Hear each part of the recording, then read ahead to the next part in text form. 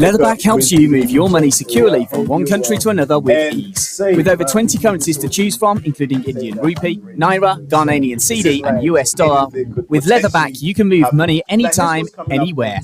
Simply sign up, verify your identity, and you're ready to add money to your account.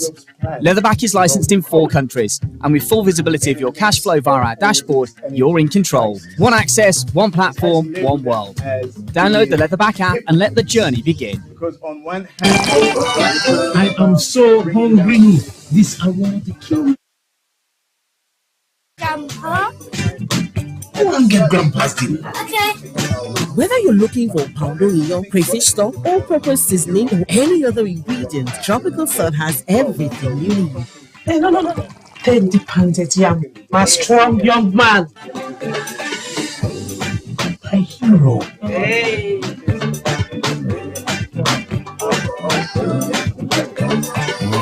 I think Mommy's the real hero. Hey. Sun flavors of the world to your table.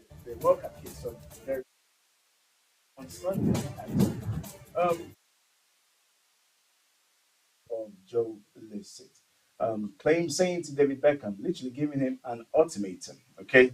Stop your ambassadorial role for Qatar promoting the World Cup. Otherwise, you lose your gay status, your gay icon status, rather. He's even gone as far as saying if David Beckham adheres to his challenge, he would donate £10,000, his own money, to charity. If not, he will rip it up live. Is he bonkers? Well, the question we're asking is he right to ask David Beckham to relinquish his role as an ambassador for Qatar?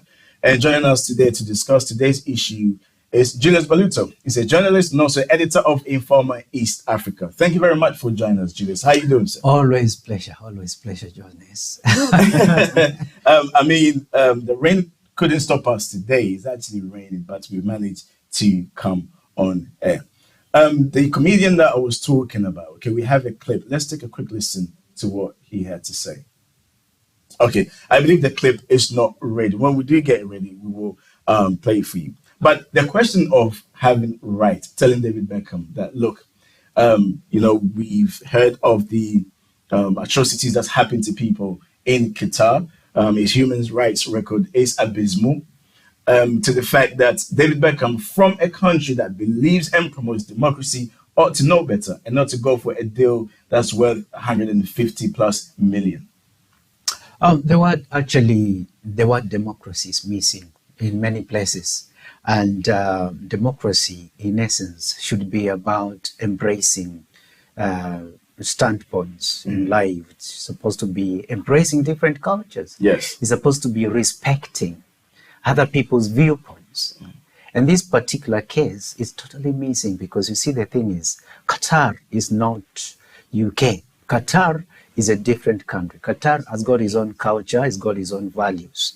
And of course, when we talk about gay issues not being allowed in Qatar, that's their way of life. So for starters, you begin by respecting their standpoint. Yes. Then secondly, when you come and look into the issue of the threat, in a way, I'm like, he has so much money, doesn't know what to do with it. I wish he can just give me those £10,000. I'll be okay. If not me, donate to charity. Yes. But to begin to give David Beckham an ultimatum, to me, is hilarious and a silly move, because at the end of the day, David Beckham is an individual. He has the right to do business. All this sponsorship, all this being an icon for World Cup is business, purely business. And he has the right to pursue that kind of thing. And one of the things which is also lacking and missing in the equation, This guy is not respecting the idea that David Beckham himself has been respecting LGBT community. Absolutely. And he's not that way, and we know it. And he has respected them. So therefore, they should just leave him alone. Let me tell you something. You know, how will it look like when you say, like, life is not just one way. So it's not about LGBT. What about heterosexual people? Yes. What if they were to put ultimatum to say you do this or that? It would look so strange, isn't it? It It's will. still the same thing. We leave these issues where they are, in bedroom, and end of story. Well, we'll continue. I'll come back to you very, very soon, Julius. But I just want to remind our viewers and, of course, listeners as well. You can listen to this show, right, on GN Radio UK. If you're the type that like to just close off and imagine. This is a message today. Listen to us. You can listen to us on GN Radio. We're also streaming live on my Channel 7 Facebook page. So go on there and get involved. We want you to get interactive. Let's hear your take on the issues that we're discussing here. That is not all. We've also got you covered, right? So all you got to do is download the Channel 7 app, and then you're good to go. You can watch this on the move, on the go. So there's no excuse. Get involved. Let's hear your take on what we're discussing here. Now, you said there's nowhere where democracy was mentioned. And I think, by and large, a lot of people would agree with your submission, the fact that Qatar is a country on its own. And as such, one's got to respect its values. But if you want to host football is a game that brings people together. And football does not discriminate. And that's a very key factor to football. So if Qatar has availed itself to host this prestigious tournament, then it has to also open up to what comes with football. I think in this world there are so many different interested groups in their own way, and it's not just about one group. I tell you the truth, if that be the case, when you talk about sociology, the categorization of gay people is also where you find black people, you find other groups of people. Sure. And if one group is not fronting itself, forcing its will on the rest of the world, then there's no problem. Football is a universal game. It brings all people together from all different walks of life, from different beliefs, different religions. It doesn't matter anymore. And it should be just left at that. There shouldn't be any group of people trying to force itself in different societies where it's totally non-existent in a different way. But this conversation, Jonas, we are from Africa. It's not new. You know, we saw when President Museveni signed a bill to make sure that being gay in Uganda was illegal, the same analogy was thrown out from the UK, saying that the money we give you as aid comes from gay people, and therefore we are also going to withhold our aid. Why do we have this conversation? The thing is, if you choose a way of This is a message today. quietly, leave others alone. Other people have their own ways. In this world, you have heterosexual people, you have also gay people. So therefore, the idea that the other groups of people are not forcing themselves upon the society, there's no issue. Actually here, there's no issue. Let football be football. End of story. All right. As I was saying, I think now the clip is ready. Joe, let's listen to him. Let's hear what he said to David Beckham, his ultimatum. Let's listen. This is a message to David Beckham. I consider you, along with Kim Woodburn and Monty Don, to be a gay icon. You were the first Premiership footballer to do shoots with gay magazines like Attitude, to speak openly about your gay fans, and you married a Spice Girl, which is the gayest thing a human being can do. But now it's 2022, and you've signed a reported £10 million deal with Qatar to be their ambassador during the FIFA World Cup. Qatar was voted as one of the worst places in the world to be gay. Homosexuality is illegal, punishable by imprisonment, and if you're Muslim, possibly even death. You've always talked about the power of football as a force for good, which suggests to me that you've never seen West Brom. But generally, I agree. So with that in mind, I'm giving you a choice. If you end your relationship with Qatar, I'll donate this 10 grand of my own money, that's £1 grand for every million you're reportedly getting, to charities that support queer people in football. However, if you do not, at midday next Sunday, I will throw this money into a shredder just before the opening ceremony of the World Cup and stream it live on a website I've registered called benderslikebeckham.com. Not just the money, but also your status as a gay icon will be shredded. It He'll be forcing me to commit a crime. Although even then, I reckon I'll get off more likely than I would if I got caught whacking off a lad in Doha. The choice is yours. I look forward to hearing from you.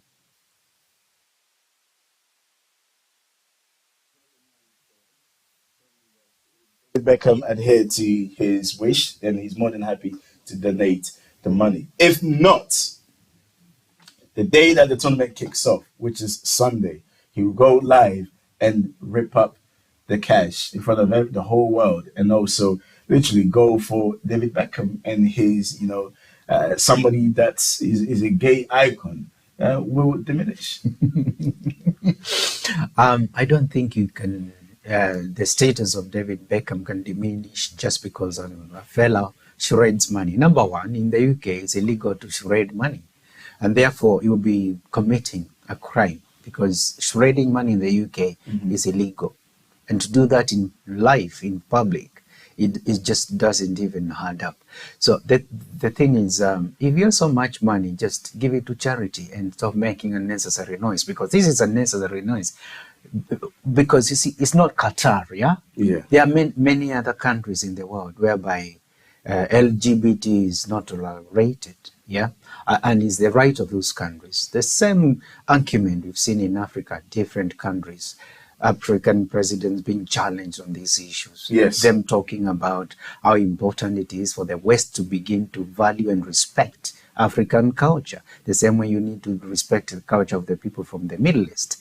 And that being the case, you realize they have no leg to stand on when you are talking about this. The thing is, even in a culture, there are so many things in the Middle East, or even in Qatar, which are also, or even in the UK, which are not tolerated but from other societies. Those other societies don't make ultimatum. But then is the issue not the fact that in Qatar, LGBTQ community actually, there's no freedom out there, where people have been kept in solitary confinement for a lengthy period, which again, it comes back to the human rights thing, isn't it? I advocate human rights, but there's a great writer, when I was doing my politics at the university, I came across, his name is John Rawls. John Rawls, he wrote a book and he talked about what should amount to be democracy. And he was comparing minority rights vis-a-vis majority rights. Sure. And he made a simple argument that if an idea is not for the common good of the entire society, then it should not be given public platform. To illustrate that, if you were to come today and say, from today henceforth, we are going to do ABC, but that ABC means you're going to trample on the rights of the majority, then you need to ask your question, do you really lift an individual's right to the freedom of expression to the level that you're going to suppress the majority rights? So when you look at these things, have to balance. Everyone is important in society. No one is saying, don't do this. But at the end of the day, Jonas, in the UK, there are laws which have been debated in Parliament. Once upon a time, is a bill voted by MPs being a law, the Queen or the King signing that to be the law. They are there. You just have to abide. You're in the UK. There are UK laws. You go to other countries, please don't tell that country to shelf their laws to give way for your values. Those are your values in your country. This is a different society with their laws. Yours is to follow those laws because they were debated in that society. They are perfect. They are seen to be okay. You just respect that. And I think that's the way democracy should work, to balance things out. When you talk about human rights, you see there are so many things that even in the UK you do them. Sometimes you find from other society, from other cultures, they are actually deemed to be in violation of human rights. I'll give you an example. Yes, please do. A quick example. Yes. In Kenya now, during colonial era, the first president of Kenya, Mzee Jomo Kenyatta, he was taken to be prosecuted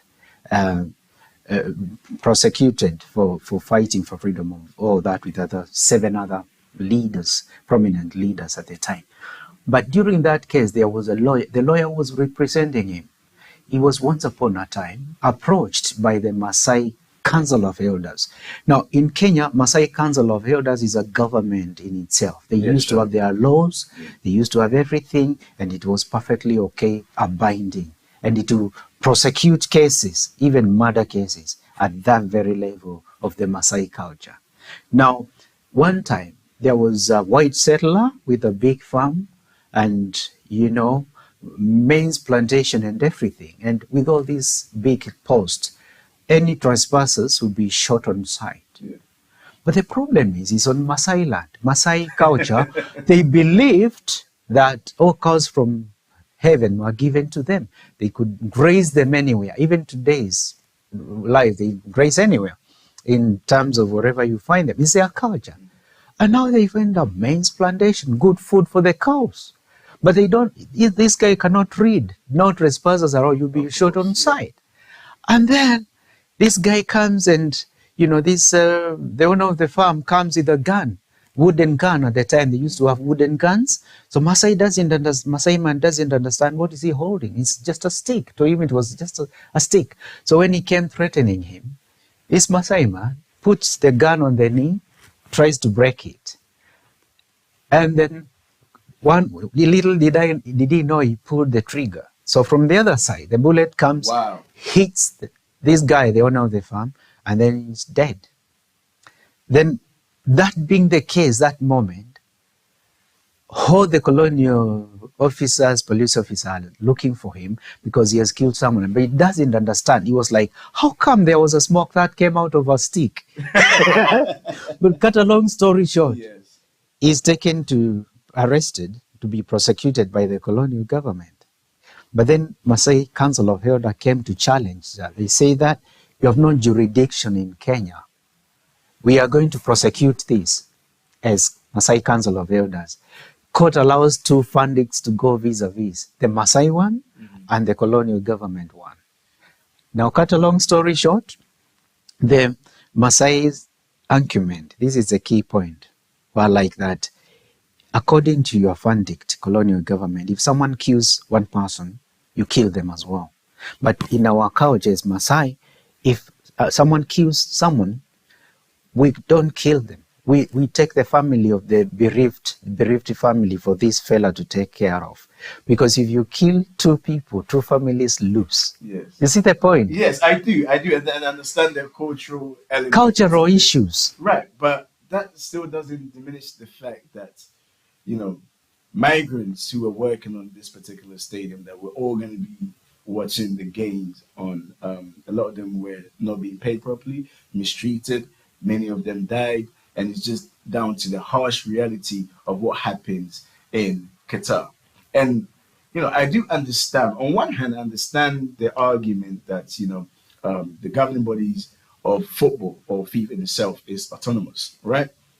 And as such, politics should not be conflicted. But here we are. This is the world stage. Everyone is watching. And if the likes of England don't take a stand against this inhumane act to our fellow human beings, then the whole point of playing football and how it brings everybody together is missing. Don't you think? But I agree with you, and I'm all for protection of human rights. Neither do I support the persecution of a group of people because of what they believe in. Yeah. But the point I'm making is that it is very important to know before Qatar was given the chance to host World Cup, there were lots of debates. Sure. Other countries were compared, and it was chosen to be. What it is, I think the British should not be fronting one aspect of violation. And again, we want to say that nothing has happened. No one has been arrested. If they're talking about the law of the land, I just want to argue each country has got their law. And I will never imagine any time UK changing the law to allow an interested group of people from any other country. They won't do that. Can't you see before Brexit, the first thing they had to do was to end that European Act that was giving people more freedoms. So therefore, if you can do that to EU and leave EU, locally, domestically, they will never change their law to allow anyone. And they made the laws. So my advocacy is that you go to a different country, there are laws of the land. Those laws emanate from culture of the place, from the values that country holds. And therefore, you cannot begin to dismiss them. You're like, we are coming, change your law for us. No, it doesn't work that But then way. you have people who identify as, LGBTQ in these countries who are voiceless until international community starts to make noise and highlight the situation in the country. No one will come to the aid. Well, I'll put it this way. If you were to come to the UK and they put a kind of a law that says that if you are this kind of person, we don't want to see you coming to the UK. It's still the same thing that other countries have laws that they have to respect. So what I'm saying is that if someone has been arrested right now, if LGBT people are being arrested right now and it's happening now, it becomes an issue. But if it's just because of the law that is in the law books of Qatar, then to me, it's a non-issue so far. It's a non-issue. And if Qatar says, if you're like this, don't come, so far. Now, that's different. But I know Qatar being a player in the world, global village, I think they'll be sensitive to allow everyone to come and watch football. It won't matter whether they are gay or not. That's my thinking. But and this is the point I'm making, isn't it? Yeah. If you want, because as you mentioned earlier on, the fact that Qatar was awarded to host the World Cup in the first place in itself was a bit confusing. It was a moment where everybody was just scratching their head. And as such, if you availed yourself, okay, to welcome everybody into your land, then, we're not all the same. And if people in your country seen as minority and identify in a certain way or certain groups, then it's time we're in the 21st century, for crying out loud. I mean, exactly. So I don't think they'll be that ignorant to begin to put conditions there. Oh, you can't come to watch football because you're gay. The people who are enlightened by the way Qatar has interacted with the rest of the world. They know the dynamics. They've seen these things. They've dealt with people coming from other countries saying no. And therefore, just like you cannot tell someone, don't come and stay in an hotel in Qatar if you're gay. I don't think the same way they would tell people, don't come and watch football because you're like that. No. But my saying is that let this activism, it's just giving food a bad taste so early. Let this activism be left out. Because if someone went and they were arrested, it becomes an issue. But now no one has been arrested. I see it as not an issue. But then I remember seeing this clip of a young Cameroonian man who was in Qatar working as a security guard. And he spoke about the ordeal that he faced as an immigrant in Qatar. And it has been well documented. Many people have spoken. People from, across the continent of Africa. People who look like you and I. And this has been their experience in Qatar. So now for Qatar to be presented this global opportunity and act as if it is, pure heart, everything is good. It just doesn't make sense. So if this pressure doesn't come and keep pushing for Qatar to acknowledge the mistakes that it has created or made in the past and change its ways, then, as soon as the World Cup is done, it'll be business as usual. Well, that's hypocrisy because I think in essence, you should always be who you are. I don't want to sound like the ambassador of Qatar. They don't even know me, but I have zero tolerance to human rights violation. Mm-hmm. And these human rights covers everybody, LGBT, whatever, no BT, nothing. I do advocate human rights, respect to human rights, whichever country, whichever laws. That's what I actually believe in.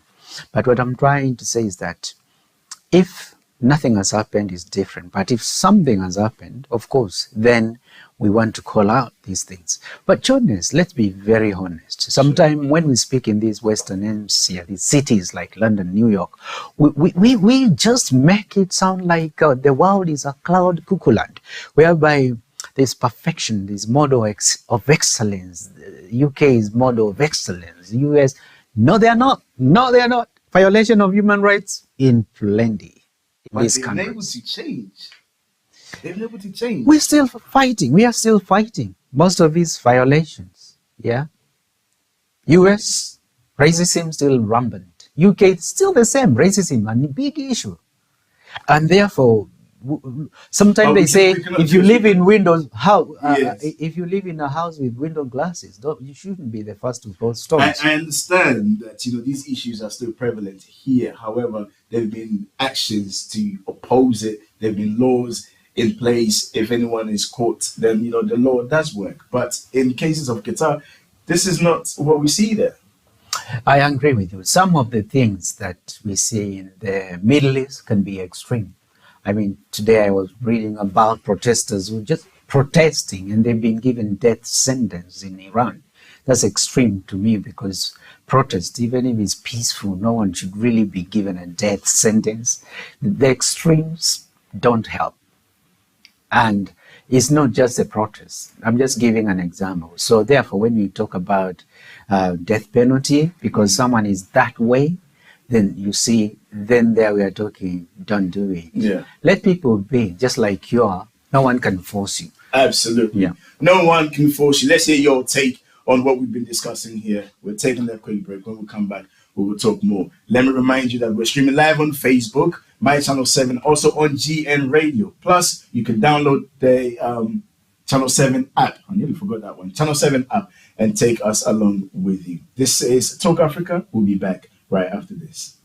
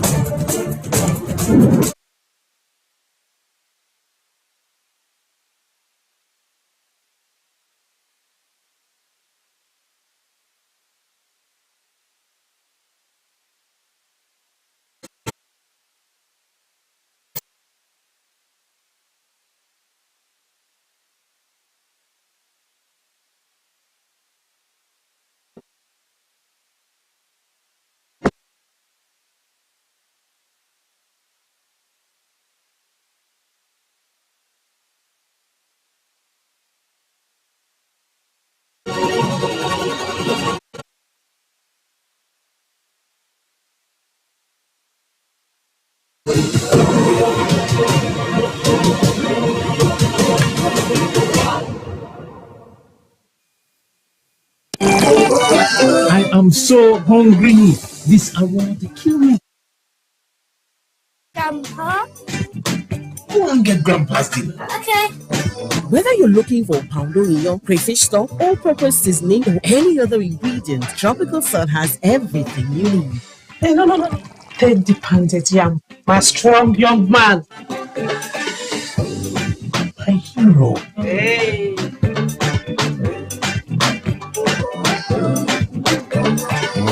I think Mommy's the real hero. Tropical Sun, flavors of the world to your table.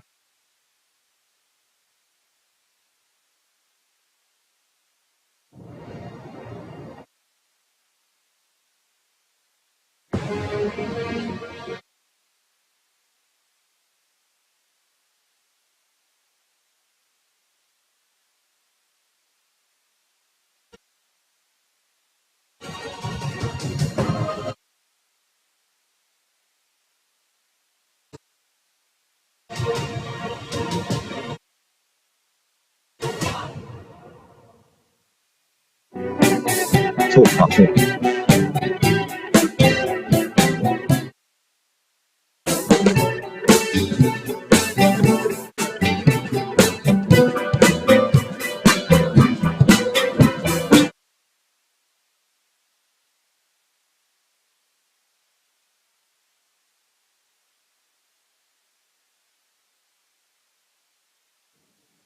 Welcome back to the program. If you just tune in, we're talking about a comedian who is saying that David Beckham ought to relinquish his position as an ambassador for the Qatar 2022 World Cup, or else lose his credibility or his iconic status, within the LGBTQ community. He's even gone as far as saying that if David Beckham would adhere to his advice, he would donate £10,000, his own money, to charity. But if David Beckham does not, then he will rip up the money and David Beckham's status will also go down the drain. I think this discussion here has got to do with culture and quote-unquote democracy. And of course, the young comedian who goes by the name of Joe Lincent, he's gay, right? So this is towards the human rights records in Qatar against LGBTQ communities and also migrant workers in Qatar. It would be good to hear your take. So we're streaming live on Facebook, my channel 7. Okay, leave your comments on there because this is why this platform was actually created, for us to have a dialogue. It's not a monologue, it's a dialogue. So do get involved. It would be good to hear your take. And we're also streaming rather on GN Radio. You can listen to GN Radio on TuneIn, right? If you're like some people that like to just concentrate and take everything in, not really keen on watching. You just like to look at things and analyze things and just picture things, then that is for you. Not even that, we've also got you covered to take us along with you. Download the Channel 7 app and you can watch the live stream on there. There's a message for you, Julius. This is from Kofi Ali. Kofi is saying this, and this is on our Facebook page, so do get involved, right? And I will read your messages. Kofi is saying, is ignorance an excuse in the law of Masai Mara? It's sad an educated person is hiding behind culture to uphold ancient ways of life. Is Julius saying Masai Mara members are excused from education like all in Kenya or like all Kenyans? Kofi, yeah, he's a great friend. Yeah, let me correct you, Kofi. There is no tribe in Kenya known as Masai Mara. Masai Mara is a national park. The people are known Masai. It's a tribe. They are known as Masai people. And if you are from Kenya, you'll actually understand the dynamics of Masai culture. It's not that they are not educated. They decided to uphold their culture. We have professors from the Masai. One of the former vice president of Kenya, Professor George Saitoti, was a Masai. So, but even that being the case, you see even today, people who are from that culture as parliamentarians, you see them dressing the Masai culture most of the time. It's just to uphold the culture. There's nothing wrong with that. I quite respect people when they uphold their culture because culture is who you are. And therefore, it's not that they are hiding behind culture to do anything. I was illustrating a colonial era. That's a long time ago, 1963. Yeah, so when Kenya was still fighting for independence, it's a long time ago. These things were happening before Kenya's independence. And therefore, most of these people who keep animals, walking the animals around, some of them were not, didn't have education at that time. It's a long time ago. We have to get the context right. But the idea that we need to subject our cultures to the Western culture, Kofi, tell me whether that's a brilliant idea to go for. Because at the end of the day, if you cannot keep your culture who you are, then you are likely to be brainwashed.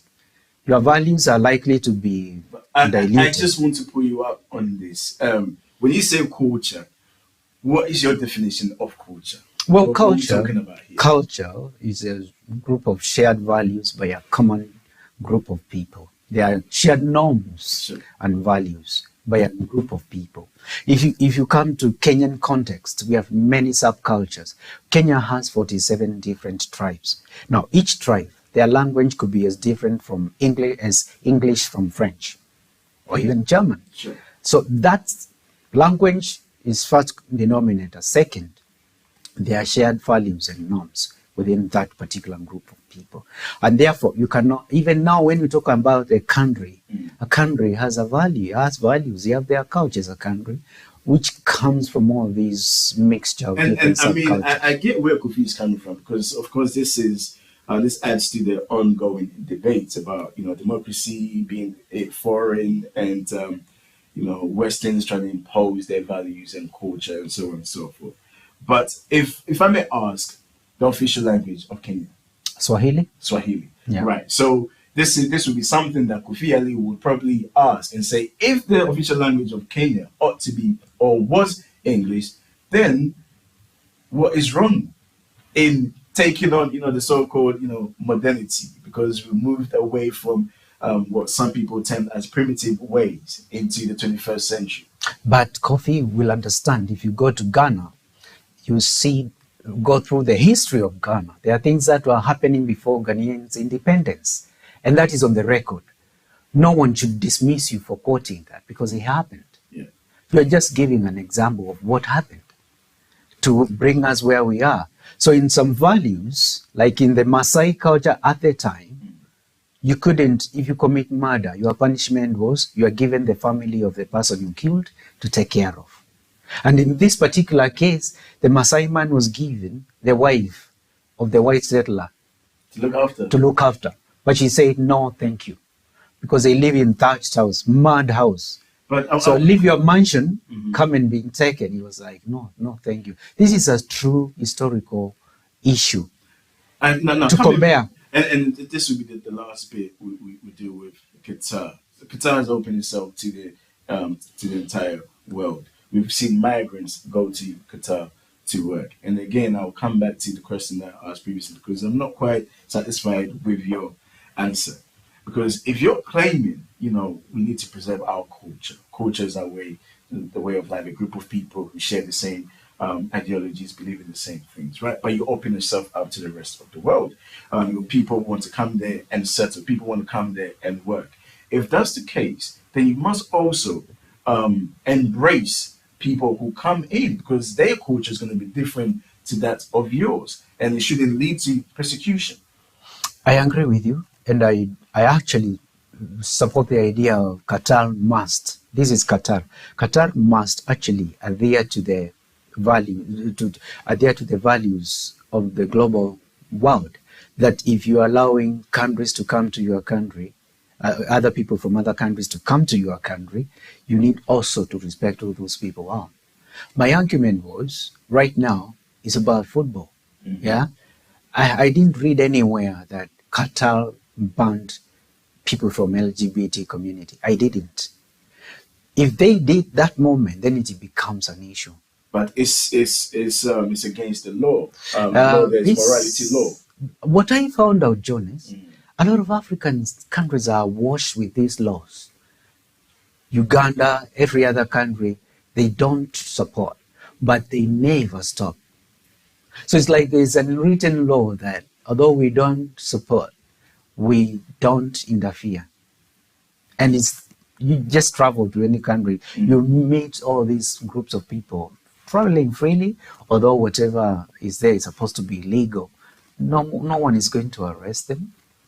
I guess. I hope. The old saying goes, when you go to Rome, you do as Romans do. Okay. Yeah. On that note, let's move on to our next topic. Now, the AFCFTA. What do you know about the AFCFTA, which is the African Continental Free Trade Agreement?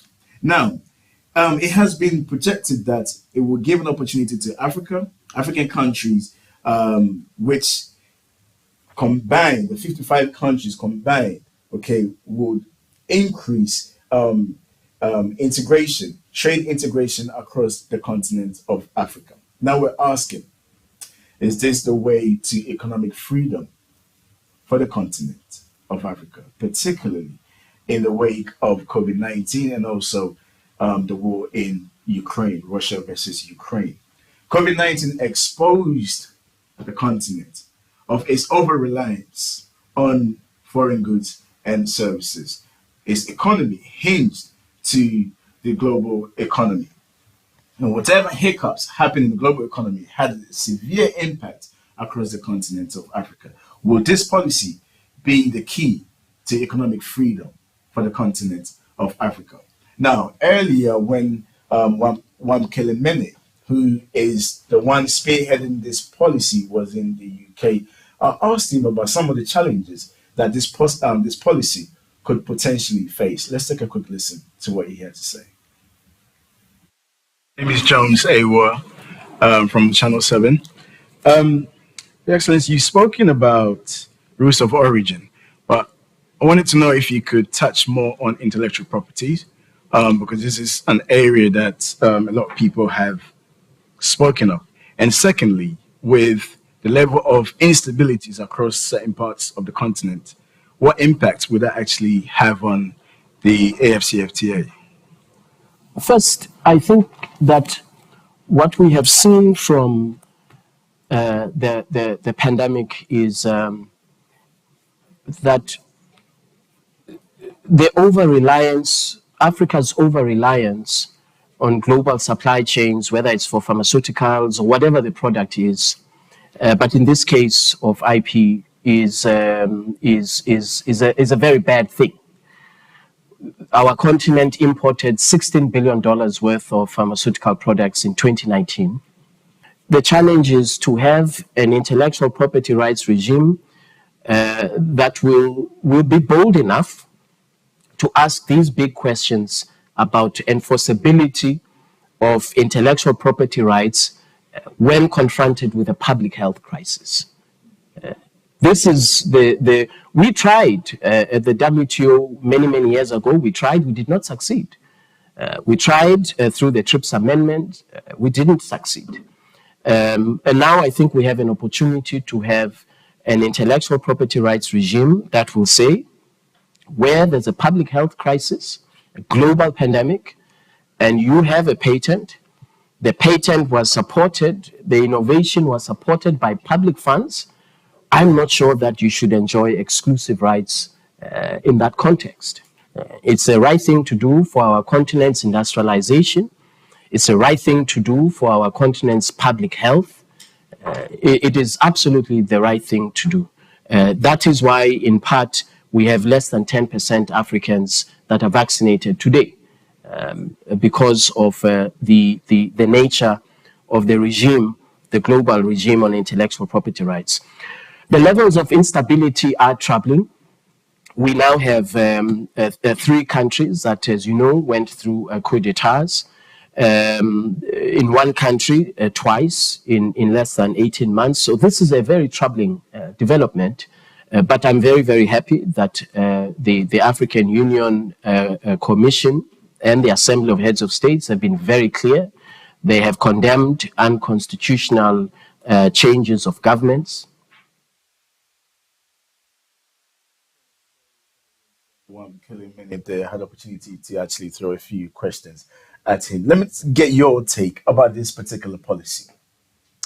I support fully the integration of Africa economy. I support fully the idea that African countries can come together and begin to trade together. The policy, I support that policy to ensure that Africa can benefit by trading amongst the countries within it. Because, you know, if you were to just begin to analyze how much trade does each country do with the Western world, you'll be so shocked how much money gets transferred, you know, go through the banks. But if you look inwardly, African countries haven't been trading amongst each other. And that has been naturally a very disadvantageous thing to do. It's about time. So I fully support the idea that we need to be together and trade together. But the issue has been ratification. And of course, you know, I also had the opportunity to actually do an interview with him. And I asked him, because if we're not careful, we could potentially have what we experienced with Brexit.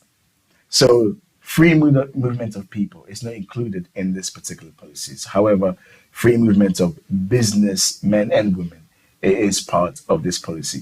And if things are not done properly, then we could be in danger of, you know, having xenophobic attack. Because if one country's economy is booming and is attracting a lot of people, what you tend to get is what we got from Brexit, of foreigners are coming to take our job. And when I posed that question to him, he said this is one of the main bone of contention. It definitely is. And it's not that it hasn't happened. We've seen xenophobic attacks in South Africa. And it's not just South Africa, the countries will complain. Yeah. even if it's quietly, you hear them talk, oh, that this group of people are taking over. There's so many of them around.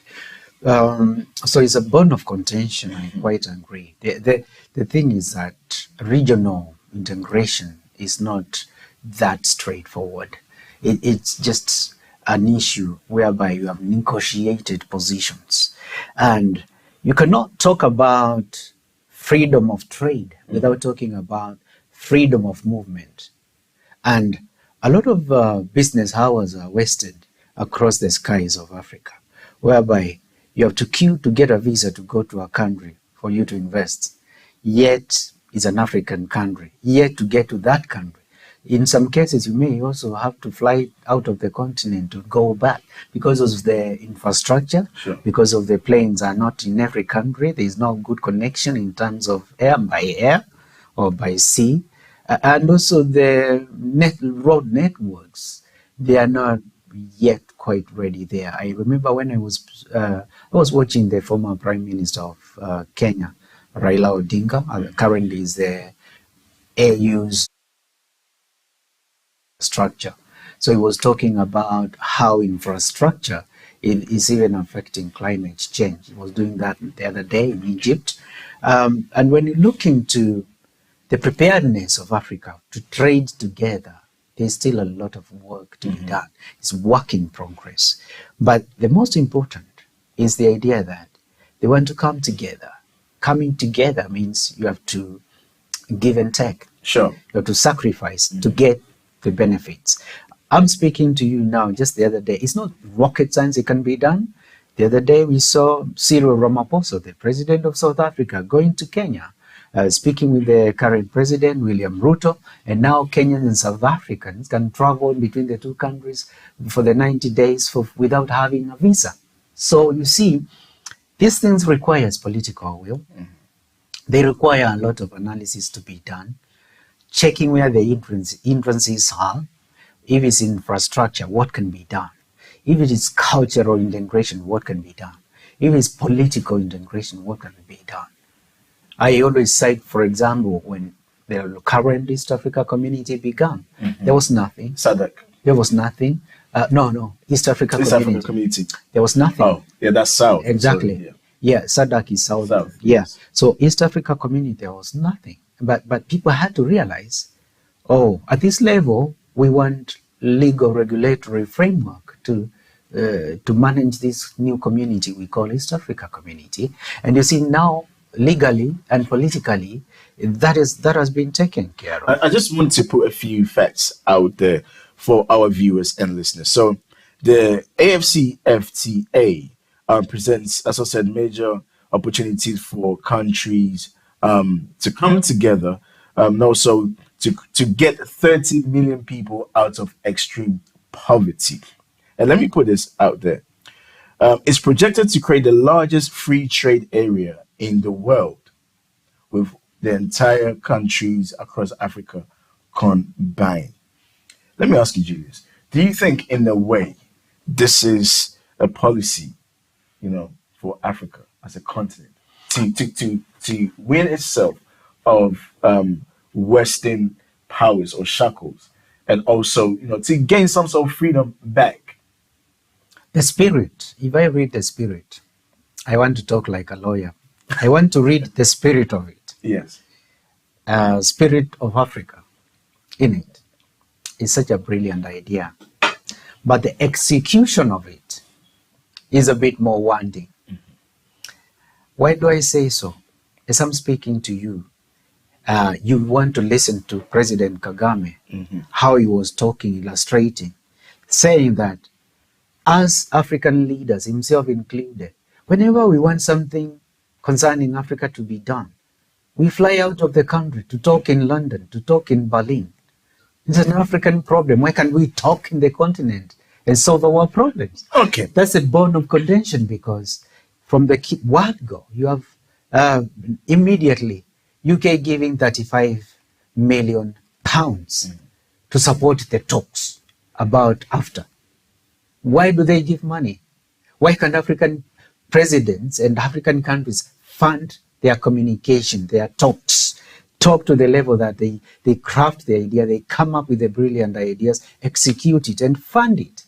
Why do they need money from any other country to support the talks? Well, you've spoken about talks and African leaders not going to the UN to make speeches. One guy who's not afraid of talking is the president of On Wednesday, Uganda, Mr. Yoweri Museveni. He's actually criticized European nations for the hypocritical way of doing things when it comes to tackling climate change. So as things have gotten tough here right now in the UK and also across Europe, they're quick to go back to fossil power plants. And he's saying that would not help Europe to meet its target. And in effect, it's hypocritical. Let's take a quick listen to what he said. On Wednesday, Uganda's veteran President Yoweri Museveni accused Europe of applying brazen double standards to Africa in terms of climate and energy policies.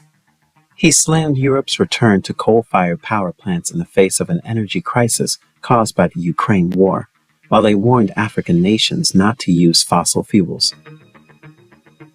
Museveni issued in a blog post on Wednesday, the day the 27th United Nations Climate Change Conference of the parties was taking place in the Egyptian resort of Sharm el-Sheikh, claiming that, "We will not accept one rule for them and another rule for us.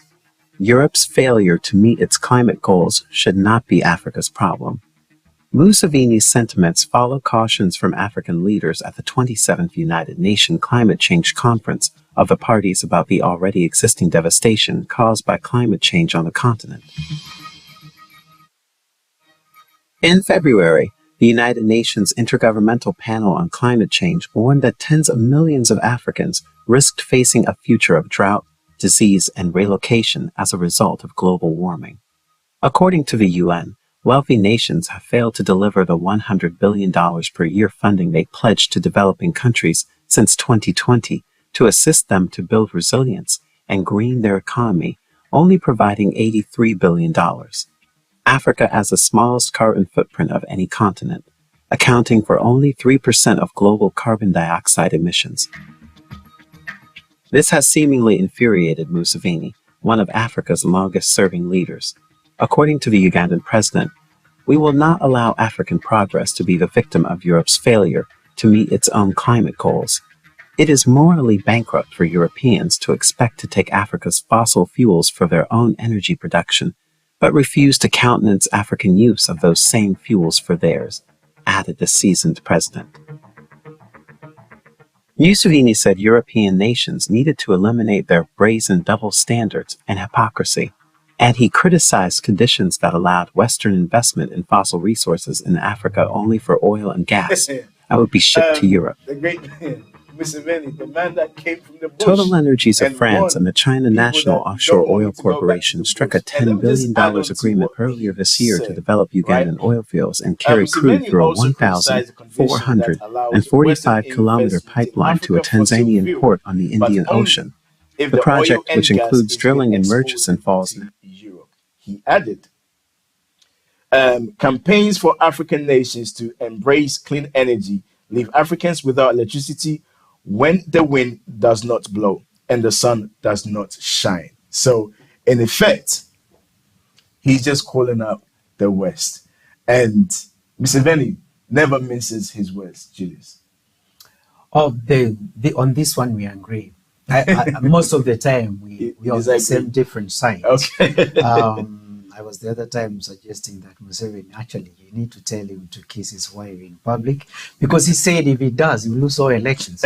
But and I've convinced him to do that. But anyway, it's on this one I 100% agree with Museveni, because Jonas, today, as I'm talking to you today, the insurance companies in the West, which insure the companies that are doing drilling of oil and all that, have accepted to continue to insure. The thinking behind it, because of climate change, they were supposed to stop. Not long ago, Jonas, DRC Congo, about 30 blocks were auctioned for drilling in an area that is as big as UK to drill, split across 30 different company blocks for drilling and also extraction of these fossil fuels. So the thing is, well, when I last traveled to northern England, there's a nice, wonderful place known as Witherby. Witherby is a place you talk about the town when coal mining was happening. All those years ago, it's no longer happening. So, are you telling us that these companies now want to go and extract fossil fuels in Africa, yeah, for their own use? And Africans don't do it. It's not good for climate change. We're on the same page with Museveni for the very first time. But when it comes to climate change, because there are young activists out there across the continent of Africa actually pushing against what a lot of these multinational companies have been dumping on the continent. But here we are. One argument is that, look, yes, climate change is an issue, but right now there are other pressing issues that Africans are battling with. One being poverty, and as such, climate change shouldn't be something that is drilled down the throat of Africans. Jonas, last month I was in Kenya. I come from a mountainous area where I come from, and there was a valley which was evergreen. But when I went there, I can tell you for sure, the source of water has been moved by 100 meters from where it originally used to be. Mm-hmm. Climate change is a reality, Yeah. and you cannot deny that. When there is no rain, when you see animals dying in the national park because there's no food in the jungle, now we are talking. When you see people's animals are dying, now we are talking. When you see people saying that for the last 3 seasons we haven't had rain, we haven't grown Farming, crops, yeah. we haven't done any farming, and people have need some food to eat. Now we are talking. These are factors of climate change. All It's a right. reality. All right, let me read a few messages on our Facebook page. Romero Andrews is saying Museveni is very, very right. I wish you could elaborate a bit more, Romero. Kofi Ali also saying that is Julius aware of why Prophet Muhammad risked his life to revolutionize the Arabs? The Prophet only introduced reforms that modernized the Arabs of his time. Qatar inviting to host the world for 3 weeks. Why must LGBT be an issue? Will alcohol be sold and drinks on in Qatar during the World Cup? Um, good question, Kofi. Good question. But I think we get the basis of his question. Yeah, we do. It's just that I don't want to go religion when you talk about all these issues. Let's talk about football. Let's talk about culture. And let's talk about human rights. I don't support a violation of human rights. I never will, no matter where it happens. So on that one, I'm not supposed to know what Qatar is doing. I'm trying to explain different positions about everything. So Okay. I think Kofi really wants to challenge you on the issue that we were discussing earlier to do with Qatar. We've got a few minutes to the end of the show, so I just want to, read our viewers a good service by reading their messages before I'm being accused of not doing so. Kofi says that if the KKK is low today as cultural preservation, Donald Trump will be leading animals to kill people. I don't understand. I don't understand what he's Kofi is talking trying about, to do here. But guys, unfortunately, we've come to the end of the show. We say a big thank you to Julius for joining us today. Julius is a journalist and also the editor of Informer East Africa. He also has his show on Colorful Radio, isn't it? Yes. Colorful Radio. So do make sure you check him out. Unfortunately, we've come to the end of the show. Thank you very much for staying tuned. All being well, we'll see you same place, same time next week. Until then, it's goodbye from us. Talk,